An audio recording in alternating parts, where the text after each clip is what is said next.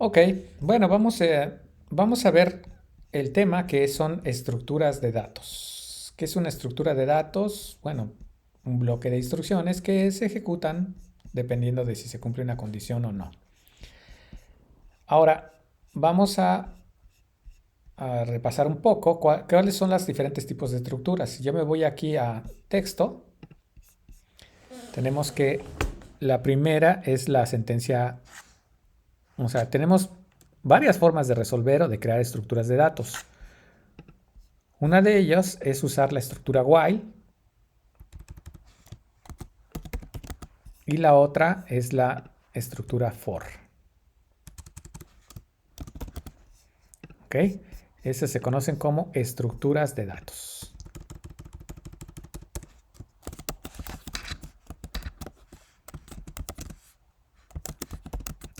En este caso, específicamente para iterar. Uh-huh. Para verlo algo sencillito, digamos que vamos a hacer un ejercicio donde vamos a suponer que yo quiero iterar una lista de, le voy a decir lista, y aquí pongo un conjunto de valores. Vamos a suponer que tengo, en este caso, dentro de mi lista, por ejemplo, las calificaciones de una persona. No sé, por ejemplo, 10, 8, 7, 9, 8. ¿Okay? Si yo quiero iterar esa lista usando la estructura while, básicamente lo que tengo que hacer es crear una variable que se va a ir incrementando de uno en uno, que en este caso le voy a llamar índice. Y entonces simple y sencillamente le pregunto, mientras el índice sea menor que el número de calificaciones que tengo en mi lista, mientras sea menor, entonces imprímeme lo que tengo en mi lista, en la posición a la que está apuntando el índice. Esto simple y sencillamente nos va a mostrar una por una de las diferentes calificaciones. Bueno, aquí en este caso vemos que esto se conoce como loop infinito. ¿Qué es un loop infinito? Es un ciclo que nunca se termina. ¿Por qué nunca se termina? Vean que aquí sigue trabajando. Si yo no quiero que siga trabajando, tengo que cambiar de la primera posición, que es el índice 0, pasar a la siguiente posición, que es el índice 1.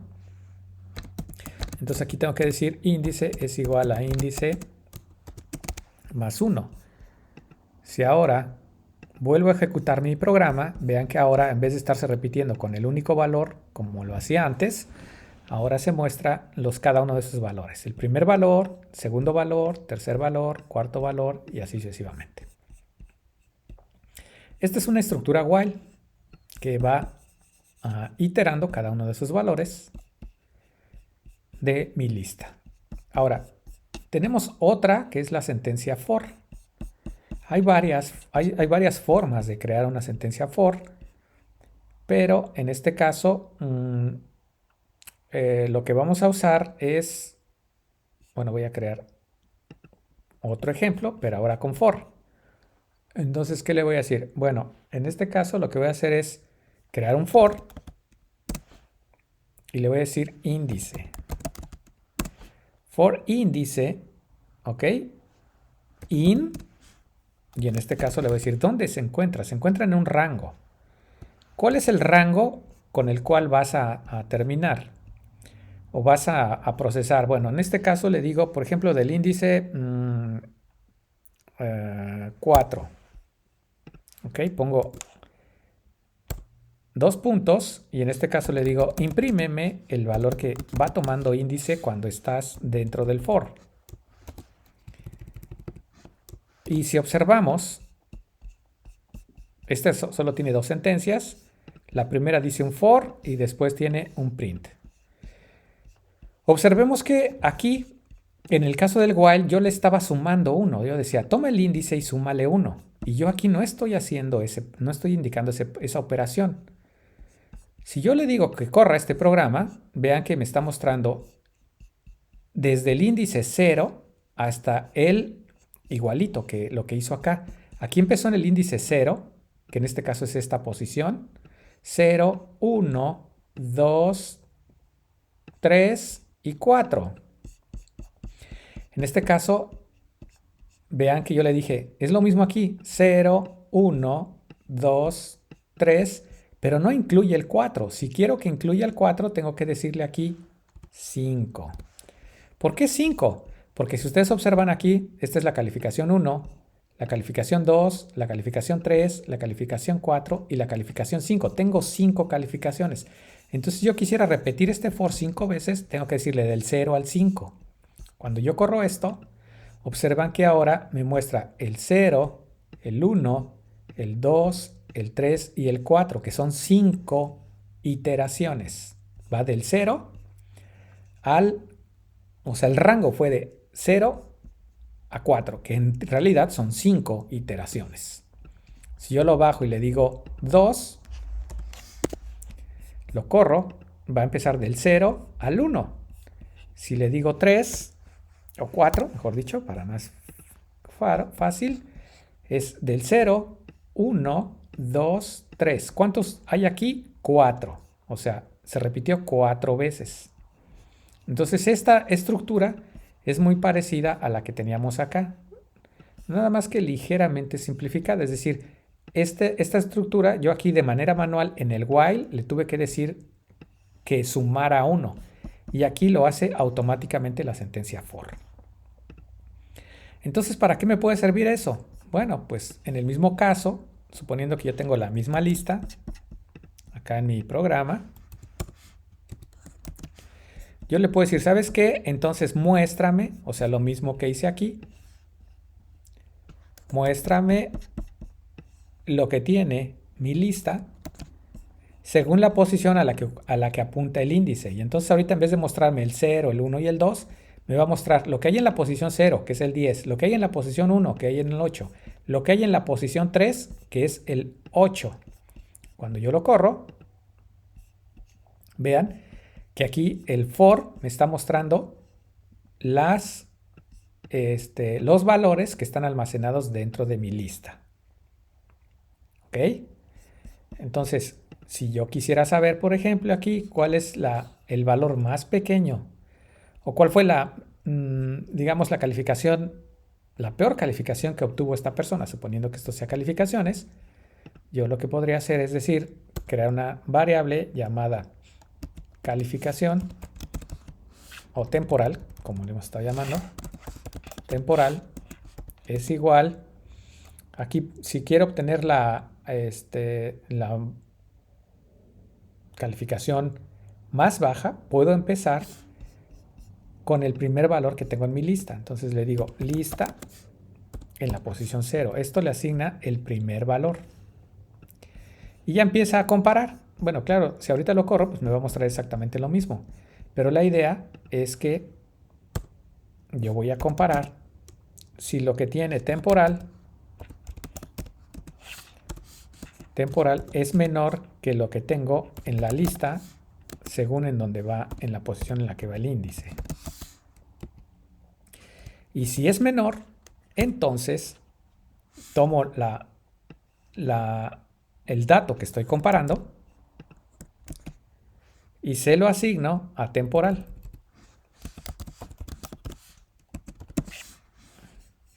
De tal suerte que al finalizar el for, yo le puedo decir, dame lo que tiene temporal y en temporal obtendré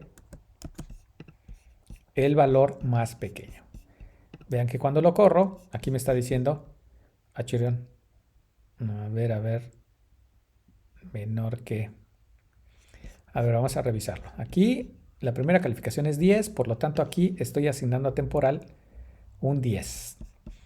Después dice, empieza desde el 1 al 4. Ok, 0, 1, 2, ¿cuántos son? 5. Aquí el primer tienen que ser 5 porque son 5 calificaciones. De hecho, para no tener que estarme peleando con esto, yo le puedo decir, dame la longitud de la lista. Ahí está, o sea, cuenta cuántos elementos tiene y hasta ese número vas a mostrar. ¿Qué hace después? Compara si temporal, que ya sabemos que el valor inicial es un 10, es menor que la lista, según el índice, que ya sabemos que el primero es 0. Entonces este no es menor, por lo tanto no hace la asignación. La segunda vez, compara temporal. Es que esto está al revés. Esto, aquí tenemos que comparar si el valor que tenemos es menor que temporal. Es un pequeño error de posición. O sea, realmente lo que tenemos que comparar la segunda vez es el 8 contra el valor anterior, que fue 10. Eso es lo que estamos comparando aquí. La segunda vez estamos comparando el 8 contra el 10. Y ya pregunta aquí, ¿es menor? Sí, bueno, entonces hace el intercambio. Entonces ahora dentro de temporal tenemos el 8. La siguiente vez que viene, ahora está comparando el 7. Y compara y dice, ¿el 7 es menor que el temporal? Sí, entonces hace el cambio.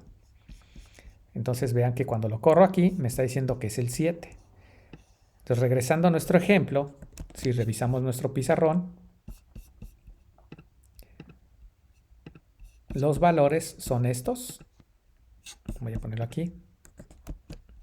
Primero es 10.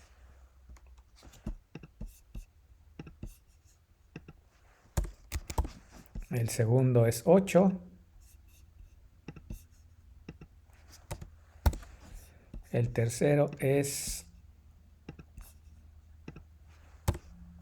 7.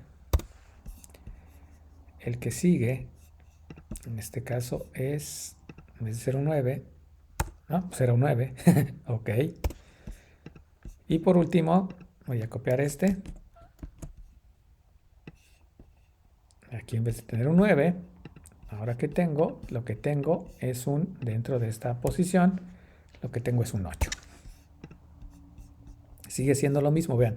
El índice 0, en el índice 0 se encuentra el 10, en el índice 1 se encuentra el 8, en el índice 2 se encuentra el 7, índice 3 se encuentra el 9, en el índice 4, voy a borrar esto, en el índice 4 se encuentra ¿qué? Se encuentra el número 8. Ahí está. Entonces, recuerden, el índice es la posición en la que se encuentra cada dato. ¿Ok? Entonces, ¿qué tenemos en nuestro código? En nuestro código tenemos una variable llamada temporal. Entonces, si vemos acá, estamos usando esta variable llamada temporal. Voy a quitar todos estos.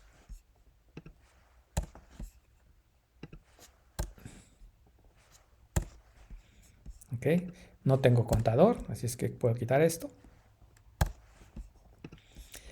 Y originalmente, ¿qué tengo en temporal? Bueno, en temporal, al iniciar mi código, pueden observar que dice en temporal, guarda lo que tiene el primer elemento de la lista. Entonces, viene y lo que hace es asignar ese valor de temporal dependiendo de lo que hay acá arriba, en el primer elemento de la lista, que es este. ¿Qué guarda ahí? Lo que hace es guardar un 10. Ahí está, guarda un 10 en temporal. ¿Qué dice después? Siguiente operación. Vas a entrar a un for que se va a repetir y que va a ir cambiando el valor de índice, es decir, la variable que va a ir cambiando de valor es esta, índice. ¿Ok? ¿Desde qué posición va a empezar? La primera vez que va a empezar es la posición 0, ya lo vimos hace rato. Así es que el valor inicial de índice va a ser 0, ¿verdad? Va a empezar con 0. ¿Ok? Ese es el valor de la variable índice. ¿Ok? Después, ¿qué dice? Bueno, dice, vas a repetir este bloque de instrucciones, este bloque, ¿cuándo? Cuando te encuentres dentro del rango. ¿Cuál va a ser el rango? De 0 al número de elementos que tenga mi lista. Mi número de elementos tiene 5. Entonces ya sé que realmente mi rango va a ser de 0 a ¿qué? de 0 a 4, ¿verdad? Ese es el rango. El rango va a ser de 0 a ¿qué? A 4.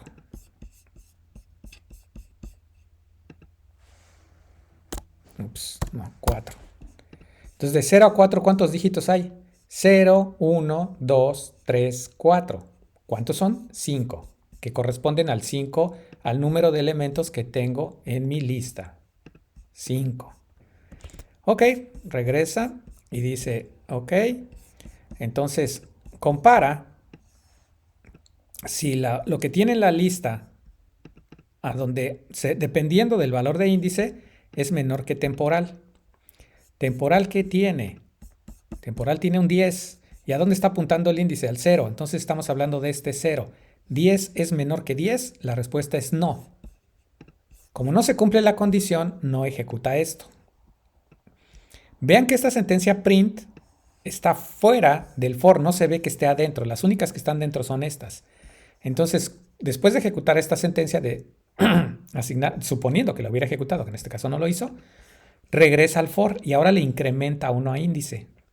Es decir, ahora nuestro índice, que antes valía 0, ahora automáticamente ya tiene un nuevo valor, el valor anterior más 1, por lo tanto ahora índice vale 1. Ups. Índice ahora vale 1.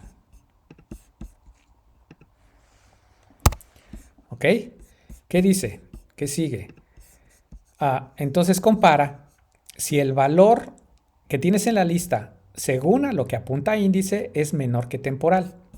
Regresamos acá a nuestro pizarrón y vemos que en la posición 1, que es un 8, aquí vemos que el índice 1 hay un 8, es menor que el 10. Sí es menor que el 10. El 8 sí es menor que el 10. Entonces sí se cumple la condición. Esta condición sí se cumple, por lo tanto, ejecuta esta sentencia. ¿Qué hace? Ponme en temporal lo que tiene la lista según el índice. Por lo tanto, en temporal, ahora ya no habrá el valor anterior, que era este. El 10 era el valor que estaba en temporal. Ahora lo quita y ahora hay el nuevo valor que es el 8. Es decir, tomó este 8 y lo almacenó aquí. Ya quitamos esto. Y ahora lo que hizo es tomar el 8 y pasarlo aquí. Vean que el índice apuntaba a la posición 1, esta es la posición 1 y ahí hay un 8. Entonces en ese valor lo paso y lo trajo aquí en temporal. Muy bien, ¿qué sigue después? Vemos que lo que hace es decir, ya esta sentencia está fuera del for. Entonces regresa y otra vez al for y le incrementa 1 al índice. Esto lo hace automáticamente. Entonces el índice ahora ya no vale 1. Ese valor se pierde, se incrementa 1, por lo tanto ahora vale 2. Índice ahora vale 2. Eso es lo que hace al regresar al for. Después de esto vuelve a comparar. Dice, checa la lista, pero solo checas el valor de acuerdo al valor del índice, que en este caso es 2, y compáralo contra temporal para ver si es menor. Entonces, a ver, dice el índice 2, ¿cuál es el valor que está en el índice 2? Aquí es el 7. ¿El 7 es menor que el 8? Sí, sí se cumple la condición. Entonces ejecuta esta sentencia que está aquí, que dice toma el valor y asígnalo dentro de temporal. Por lo tanto, ahora temporal ya no tiene el 8, sino tiene el nuevo valor que es el 7. Es decir, estamos asignando el valor que encontramos y lo estamos pasando a temporal. Por lo tanto, ahora temporal tiene el valor 7. ¿Ok? Después regresa.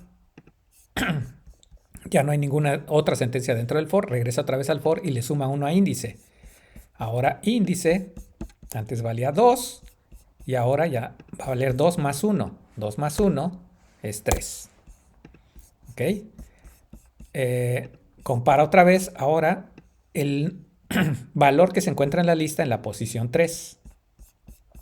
Dice, en la posición 3 tengo un 9, comparo el 9 para ver si es menor que el 7. No es menor, es mayor, por lo tanto no se ejecuta esto. Regresa otra vez y le incrementa 1 al índice. Ahora el índice, ahora en vez de valer 3, vale 3 más 1, que en este caso es 4. ¿Ok? Regresa otra vez y dice, compara lo que tienes en la lista dependiendo del valor de índice. Entonces dice, ok, ¿qué tengo en índice? 4. Busco el valor que apunta en la posición 4. ¿Qué hay ahí? Un 8. Ok, el 8 lo comparo contra qué? Para ver si es menor que temporal. ¿Qué hay en temporal? En temporal hay un 7. ¿El 8 es menor que 7? La respuesta es no.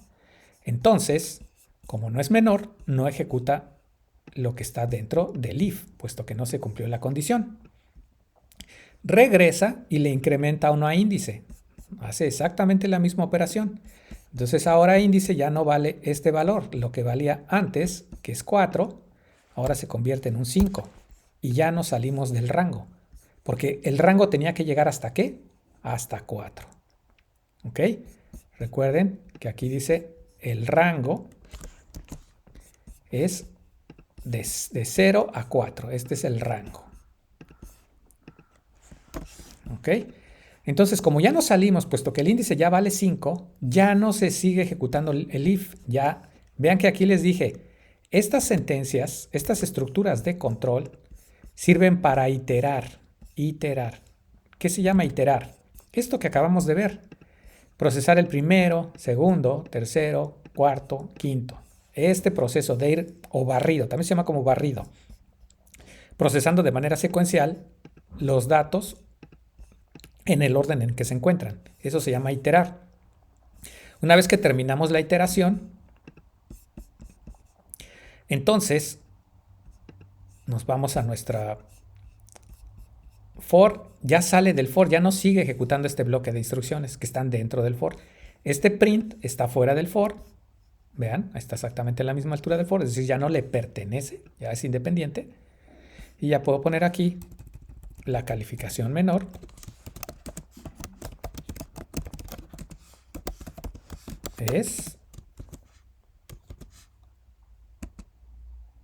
Bueno, aquí voy a poner un espacio para que me ponga el texto, que en este caso es la calificación menor, seguido del dato que tengo en la variable temporal, que como vimos, aquí está dentro de la variable temporal, es esta. Esto es lo que me imprime.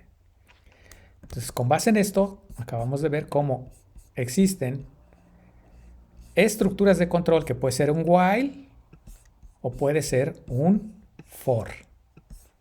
¿Ok?